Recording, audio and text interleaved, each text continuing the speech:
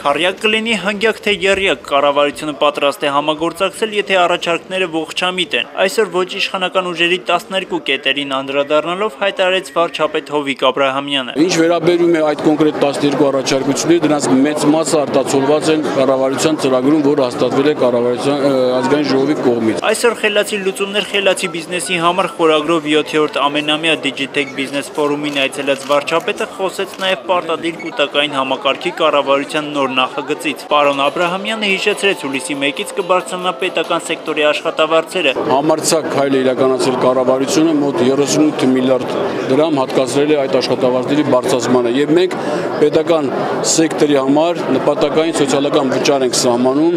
եւ դա իմ կարծիքով շատ ճիշտ քայլ է եւ մյուս ուրեմն մասնավոր ոլորտի համար մինչեւ 2017 թվականի հուլիսի 1-ը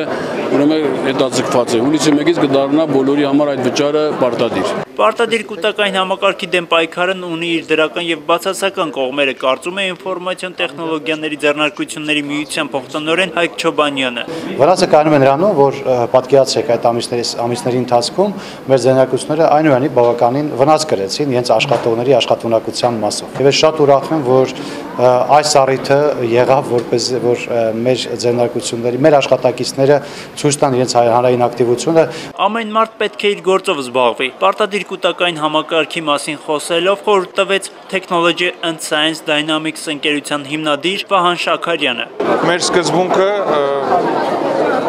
դա այսօր գիտական եւ արտադրական աշխատանքի կազմակերպումն է։